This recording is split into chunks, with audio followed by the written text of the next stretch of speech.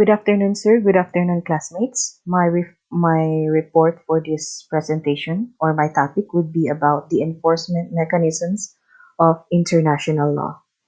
So, in our subject, the most asked question probably is how is international law enforced?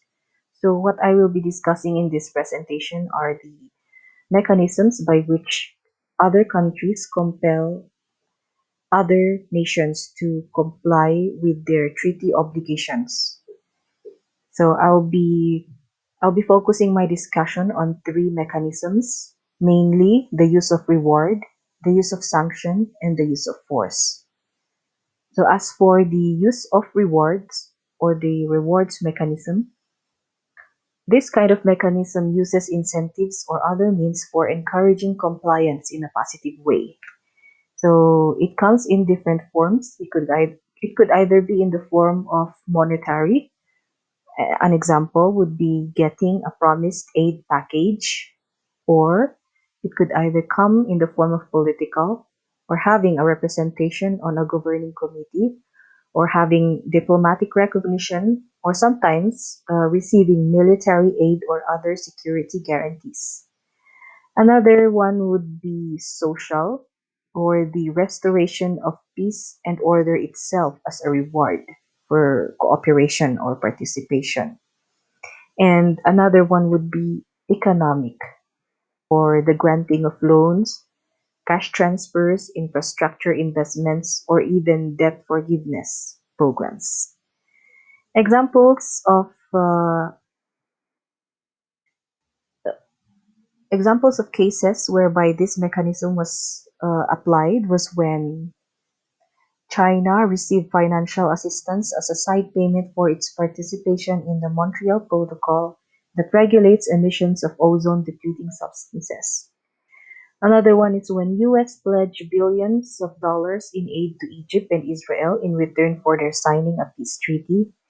And another is when US rewarded North Korea for its promise to dismantle its nuclear reactors and allowed the International Atomic Energy Agency inspectors to access its facilities.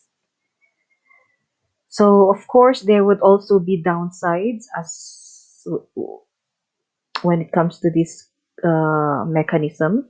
The first one is that there is difficulty assessing the appropriate reward to extend as a promise for such a concession. So sometimes the rewards being given is not enough, which is why countries do not comply, even though they are given rewards. Um, and sometimes there can be no price that can equal the value of what is at risk in the agreements. So an example would be when North Vietnam refused to halt the war in Vietnam in return for President Johnson's offer of a substantial aid package. So on the part of Vietnam, an aid package is not enough to for them to stop the war.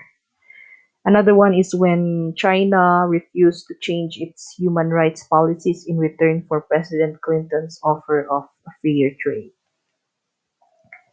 Another downside is that there is no guarantee that rewards and incentives accomplishes the goal. So the US's effort to engage Iraq through rewards is an example of a failed reward strategy. So what happened here is that Iraq benefited from extensive credit guarantees and provisions of military intelligence. Yet the reward accomplished only minor changes in Iraq's policies.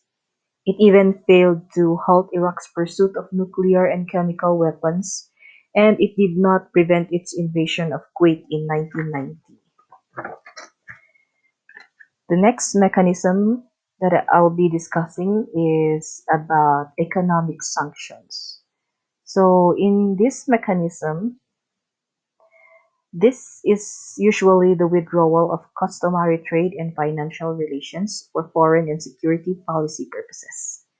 So, unlike rewards, economic sanctions uses punishment or sanctions in attaining its desired goals. So, it also comes in different forms like trade sanctions, or this is the restriction on the import and export of goods. It could also be in the form of financial sanctions or the withdrawal of credit or financial assistance. And it could also come in the form of asset sanction or the freezing of assets that the target holds in the sender's country. Examples. Oh, before examples, what is usually the goal of economic sanction?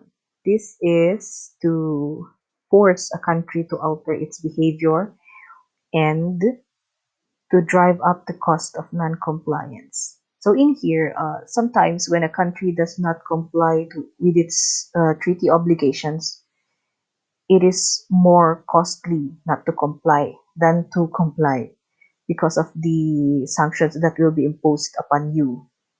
So in the long term, it would end up being more costly. Okay. Examples would be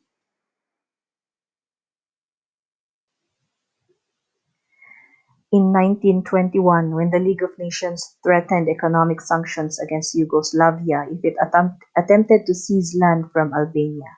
And as a result, Yugoslavia backed down.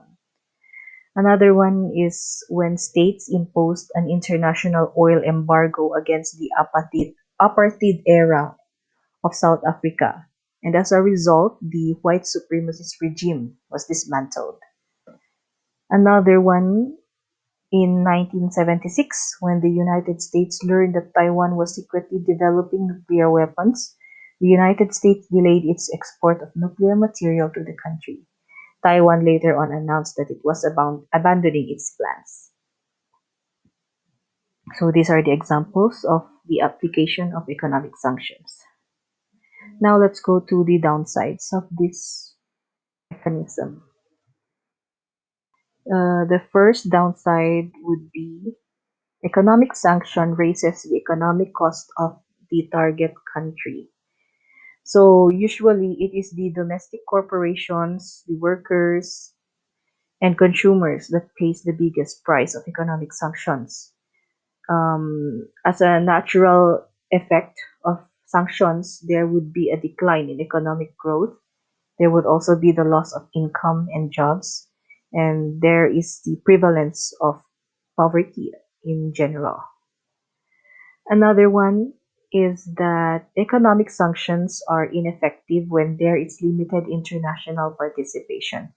So this is usually true in cases where only one country or one nation is imposing sanctions on another state. Because in cases like this, where the targeted country has other trading options, they this kind of unilateral measures have really no impact at all. So these countries being targeted can always choose to deal or do business with other nations. Another downside would be economic sanctions leads to autarky. So what is autarky? This refers to a nation that operates in a state of self-reliance, just like the case of Cuba and North Korea.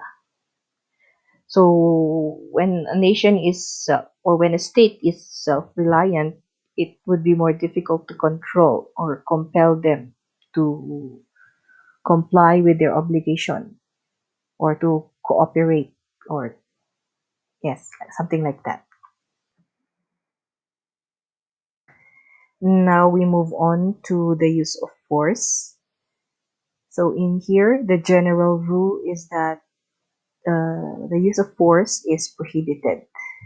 But as an exception to the general rule is Chapter 7 of the UN Charter, whereby it outlines two instances where a state may resort to the use of force. The first one is that if it's authorized by the UN Security Council as part of collective security mechanism. So in here, states are not acting unilaterally but rather collectively under the authority of the UN Security Council. So the UN Security Council will only authorize such use of force if there is a threat to peace and there is a necessity to prevent or suppress it, or when there is a need to settle international disputes or situations which might lead to a breach of the peace. The second instance is when a state is acting in self defense. So, in here, a state can now act unilaterally, but a state must be able to demonstrate that it has been a victim of an armed attack. And two principles must apply in this instance. First is the principle of proportionality, whereby response to armed attack must be reflective of the scope, nature, and gravity of the attack itself. And another is the principle of necessity, which guards against the use of measures which are excessive and not necessary in response to an armed attack. Now we move on to the downside. Oh, sorry. Here is an example of a case whereby the UN authorized the use of force. This is in the case of Libya during Gaddafi's reign. So what happened here is that the Gaddafi employed violent forces against civilian protesters,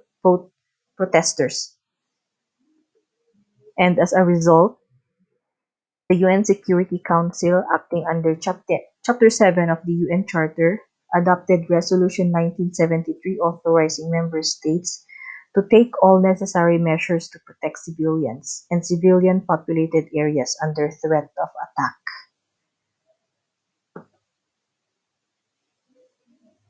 Okay, now we go to the downsides.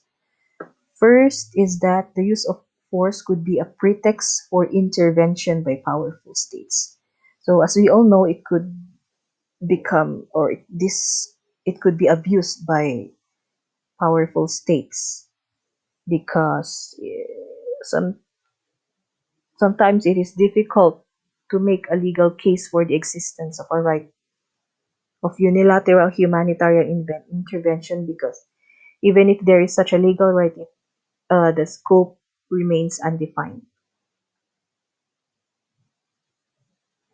Another one would be the devastating consequences of war.